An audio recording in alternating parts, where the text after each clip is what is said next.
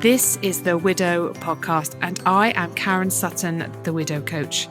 I'll be supporting you through the loss of your life partner so you can find a more positive way through your grief. I want to give you hope after loss and to know that when you are ready, you can create a meaningful life for yourself with the help of me, Karen Sutton, and the Widow Podcast.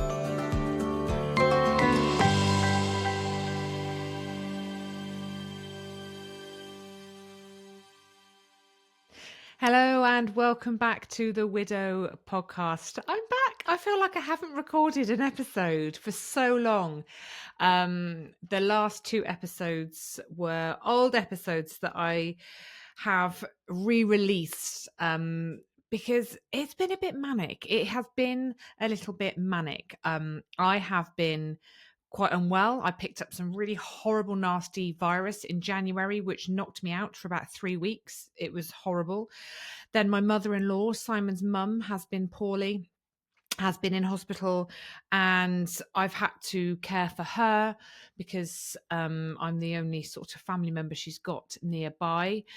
And it's been really challenging. And on top of that, I have had to say goodbye to the ladies that have finished their 12 months in my Finding Hope in Widowhood program, which has just been emotional because it's sad to say goodbye, but it's also wonderful to watch them spread their wings and to take everything they have learned forward with them with much more clarity, much more confidence, and an idea of where they're heading, a sense of belonging in the world they didn't have before, with newfound friendships and connections all around the world. People are traveling and it's just such a beautiful thing. And then, of course, I've been inviting people into Finding Hope in Widowhood, which started again mid-February, and that's always just wonderful, welcoming new people in to the program and helping them take those steps forward towards a brighter future. So the beginning of 2024 has been crazy and slightly challenging but we figure it out. My mantra of I'll figure it out just comes into play so much in life. When I was ill, and you think, what am I going to do? I've got people relying on me, and I figured it out. I found a way. And, with my mother-in-law, I figured it out and I found a way. And we just keep going. We just keep going. We just keep figuring things out in the best way that we can, understanding that we don't always have all the answers. We can't always have all the answers, and it's okay not to have all the answers. But I really now have this inner belief that I'll find my way. I'll find my way. It'll be okay. I might need some help. I might need some support. I might need to change things a little bit. I might need to have a slightly open mind as to what this is going to look like versus what I expect it to look like. And that's okay. It's learning to be adaptable, to be fluid, not too rigid, because as we all know, we plan, we dream, we have an idea of what we're working towards and where we're heading in life. And that can change in an instant for many different reasons. And our job is to learn how to bounce back, is to learn how to adapt and how to navigate these challenges. And some challenges are smaller and some are huge, like losing a loved one, the biggest. And sometimes we can figure things out a little quicker than others, depending on the enormity of the challenge that we face. But we do figure it out. We do find our way. So welcome back. Thank you for joining me. And I'm really looking forward to doing some more episodes of the Widow Podcast. As you know, it now looks a little bit different. I've had to adapt it a little bit. We are bringing episodes every other week, and there will be 10 episodes altogether. And then I'll come back later in the year with 10 more episodes. I have some wonderful guests lined up, some lovely conversations coming your way, and really looking forward to bringing those to you. In this episode, I wanted to talk about navigating our relationships after loss. It's huge. It comes up so much in my membership, in my program, in the communities that I support, because, you know, losing a life partner doesn't only alter the dynamics of our own personal life, but it also affects our social relationships. It's a complex landscape of friendships, family dynamics, social interactions that we are trying to find our way in as we adjust to life without our person. And everything feels different, everything looks different. People are uncomfortable with the change in us. They don't know how to be around our grief. I say this all the time, we live in a grief illiterate society. We don't understand it, and what works for one doesn't work for another. We don't have the answers, we can't solve the problem, we don't have the solutions. That makes us feel deeply uncomfortable as human beings. And I think sometimes our expectations as a griever can be quite high on other people. There's definitely for me, there was an expectation that somebody was going to be able to save me, somebody was going to be able to make it all better. And that was a subconscious belief that I had. But nevertheless, it was there. And I wasn't aware of it for a long time until I started doing the deep inner work on myself. And then I realized, do you know, like, nobody is coming to save me. Nobody can do this work for me. Nobody has got a solution to this problem, because this isn't a problem that can be fixed. Grief is something that we learn to live alongside. And we do, and we find our way, but there's no quick fix, there's no easy answer. There isn't a solution to this that somebody has and that can give us, and that's really hard. So I think, you know, there's a lot of dynamics that change, and we're all trying to find our way in those shifts, we as the griever and the people around us, colleagues, family, friends, whoever it is that we are spending our time with. And, you know, these social relationships change.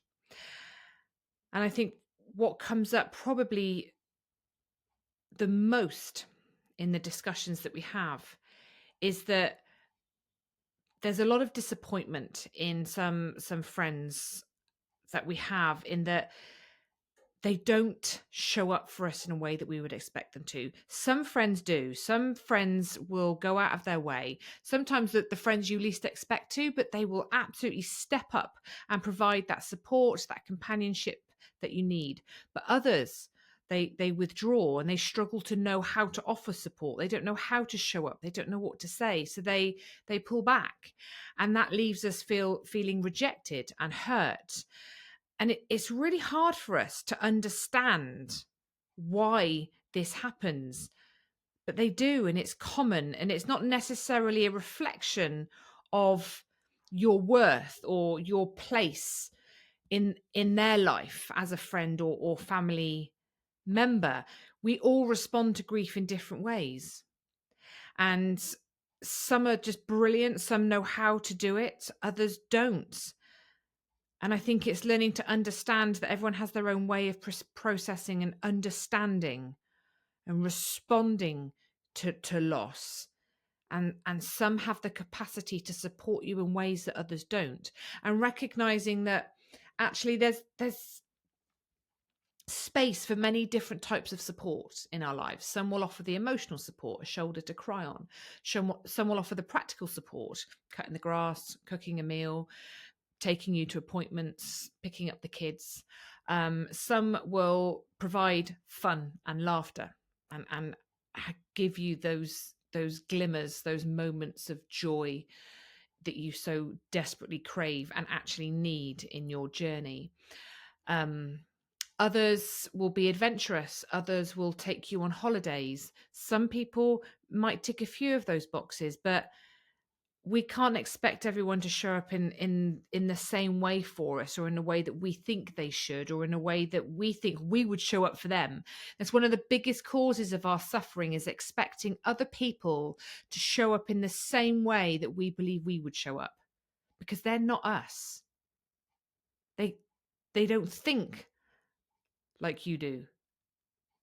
They don't see the world like you do. They haven't got the personality traits, the characteristics that you have. So somebody else can't show up for you in the way that you feel you would show up for them. And expecting them to causes us more suffering. Now, absolutely, I get that some people are just down and out rubbish and step away from it and it hurts. And that's another loss. That's more grief that we're trying to navigate and understand. Look for the people that are able to show up for you in the way that you need, and focus on them. Those that you feel let down by may well come back into your life further down the line. They may not. There's a lovely poem out there. It's called a Season, a Reason, or a Lifetime. And I think it really helps us to understand, actually, that not everybody that comes into our life necessarily stays in our life for a long time. And that's okay. That's okay. I think communication is absolutely paramount. Being open and honest is crucial when we are trying to navigate these relationships, these connections that we have with people around us. It's expressing your needs and being clear on your boundaries, as well as being able to listen and understand their perspectives. Now, depending on where you are in your journey, your capacity to do this is going to be different, because if you're in the very early raw days of your loss, you have not got the capacity to care and take on somebody else's perspective on your loss, and that's okay. If you're a little bit further down the line, you may well have the capacity to have those conversations and open up that line of communication, because it helps to avoid misunderstandings, and it does absolutely strengthen relationships. And if we're not able to communicate truthfully and honestly, what we're building our relationship on isn't maybe authentic and isn't rooted in anything real and meaningful. When we open our hearts and our minds and we hold space for people to share their truth without judgment, without criticism, it deepens those connections, it deepens those bonds, it creates those safe spaces for us that we need. So, surround yourself with people that offer that to you. If you don't feel safe and supported, you feel like you're being judged and criticized, that's not going to give you the environment in which you feel you can share your truth in. So don't. Find the people that do hold that space for you. If you don't have them in your life already, go find them. They're out there, and this is what I love about my communities. It brings people together that are going through something similar, and by default creates those spaces where people can share their truth and be open about their vulnerabilities, and actually build those strong connections, those bonds, and people do. And it's wonderful, wonderful to see. I think being sort of really clear on our boundaries as well is important, and understanding what you're willing to talk about, what you're willing to give, what you're willing to tolerate, is important for us to understand, so that we can be clear ourselves, that we can uphold those boundaries ourselves, and let people know respectfully but assertively what our needs are, and that those needs are respected. If somebody asks you a question but you don't feel ready to answer it yet, just saying, I'm not sure. Or if somebody says something that feels a bit hurtful, just kind of saying, I know that comes from a good place, but it feels a bit uncomfortable to me right here, right now. The people around us are rarely trying to intentionally cause us more harm or hurt or suffering. People can be clumsy with their words, and we've all been there. We've all done it. It's part of life. And I think sometimes showing some grace to others. I think it's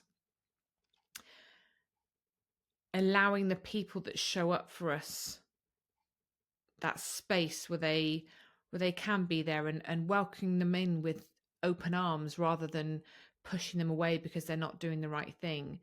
I think it does take a lot of courage to show up for somebody in deep, raw grief, because it's scary, because you know they're hurting. You don't know how to help them. You know you're probably going to say something that doesn't feel that helpful or useful to them. And I think if somebody's brave enough to come and knock on your door anyway, acknowledge that, and and have the conversations. Again, it's like, say to them, look, we don't know, neither of us know what we're doing here. This is new territory for both of us. I don't really know what's going to help me. You don't know what's going to help me. You may well say something one day that will really annoy me, and another day it will feel supportive. Let's create a two-way kind of stream here that lets each other know what's working and what isn't, so that we can support each other and you can support me in the best way possible without it coming between us, because it is hard. Let's acknowledge this from the beginning. Let's speak to our friends and family and say, like, this is going to be a long, tricky road, and I want to protect the relationship I have with you because you're important to me, but I also recognize that this is going to be difficult for us both. It is. And so that you can let people know if they say something unhelpful or clumsy that just doesn't sit right with you, but from their point of view was well meaning, let them know.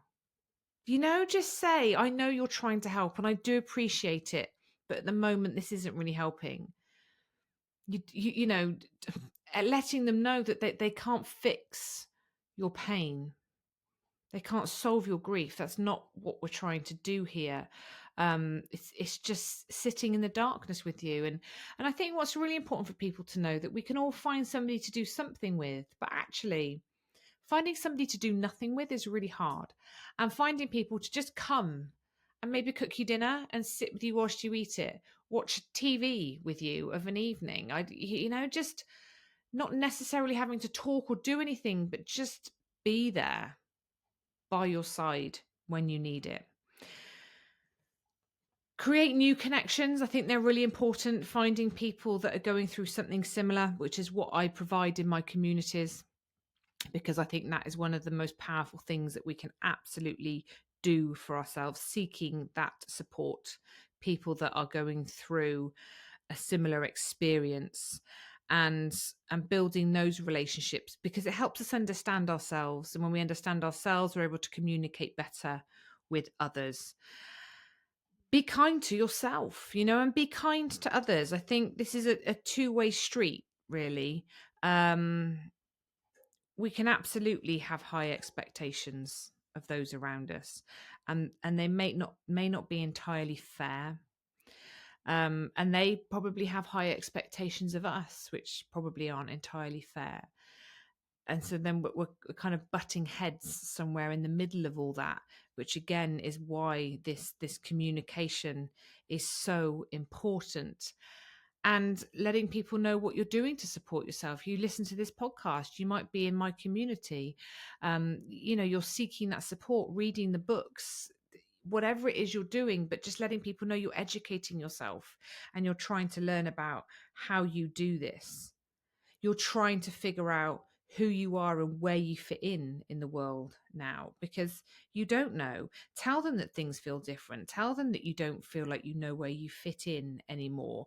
Tell them that you find it hard to mix in couples, or you want to mix in couples because you miss, the company of the opposite sex, or whatever that is. I craved male company after Simon died. Like I missed it so much, and I liked spending time with my couple friends. But for a lot of people, they can't cope with it because they're surrounded by couples, and they don't want to be, because it's a reminder of what they haven't got anymore. So think about what helps you and say to those around you, like, I think this is what I need. I think this is going to help me. Can you help me find that and provide that for me in my life. Explore new activities, new hobbies, new interests, because this helps you discover who you are in this new chapter, book, verse of your life, because it is different and it will look different. Meaningful connections, I think, are one of the most powerful healing parts of our journey. I always say it, we cannot heal in isolation. It's through our connection with others that we find our way. And it's ensuring that those connections with the people around us are meaningful, and recognizing that losing a life partner does change our relationships with others around us, but there are opportunities to forge new and meaningful relationships, and there's different ways of doing that, but it's incredibly healing. And I know it can feel daunting and scary to go out there and meet new people and connect with new people, but it's incredibly powerful. It really is. I know it's hard. I know it's really, really hard. And I'm not saying don't worry about it. If people aren't showing up for you, just push it to one side. If somebody's not being particularly kind or compassionate to you in your journey, to just say, oh, well, I'll go to somebody else. And I know it's not as clear cut as that. I've had challenges along the way with, people in my life, and it cuts deep, because you're already fragile. You're already hurting. It doesn't take much for somebody to do something to add to that hurt and that pain and that discomfort. And it needs its time. It needs acknowledging. It needs space. Find the people that you can talk to and share those challenges with, so that you can move through it. And you will move through it, and you will come out the other side. The way you feel now isn't the way you're going to feel forever. How your relationships with your friends and family are now aren't necessarily how they're going to be forever. Yeah, you might lose some. Yes, there might be a big shift in others. Some might just fall by the wayside for a bit, but come back further down the line. It all changes, and it will all evolve around you. The most important thing is that you do whatever you can to support yourself, and you find your way. You find the people that you need to help you navigate this journey that you find yourself on. Do the work. Do the work on you. Get clear on who you are, and create that awareness around what you feel supports you, and communicate that to the people that matter. There was somebody said something to me in one of the coaching calls once about the people around them, and feeling judged and doing things, and you worry about what other people are going to say about you. And something really struck me, and it stayed with me, actually, because it's important to remember that those that mind don't matter, but those that matter don't mind. Get clear on who matters, because you'll have a lot of people around you, but actually we have a small handful. You might have 2, 3, 4, maybe 5 people in your inner circle. Those people really matter. Those people won't mind. They won't judge. They won't criticize. There will be people in your outer circle that you spend time with that might be important to you, but you wouldn't necessarily class as your inner circle. You may feel that they mind about some things somewhere along the line, but does it matter? Because do they have the facts? Do they know everything? Do they completely understand your journey? So just remember, those that mind don't matter. Those that matter don't mind. Remember that, and stay true to you. Always stay true to you, because those that matter will stick by you. They will. And the others, they'll find their way. They will find their way in one way or another, whether they stay in your life or they take a break for a bit, or they've just had their time in your life and it's time to, to go your separate ways. But it is hard. I know it's hard. Try not to personalize things. Like I say, people are generally not trying to intentionally hurt you or upset you anymore. They just don't know. They don't understand. Try not to internalize other people's actions and behaviors and make it about you. It rarely is. Thank you for being here. Thank you for listening. Thank you for your ongoing support. It's so lovely to read your messages. As always, if this episode has been helpful in some way, please like, share, comment, let people know it's there. It helps me to reach more people and shine that light in the darkness that we all so desperately need when we find ourselves in this world of widowhood. Sending you lots of love as always, and I will see you again very soon. Take care. Bye-bye. Thank you so much for listening to the Widow podcast with me, Karen Sutton. If you would like to be part of a supportive community of people who understand your grief, come and join my free Facebook group, Widowed and Rising. And make sure you tune in to the next episode of the Widow podcast.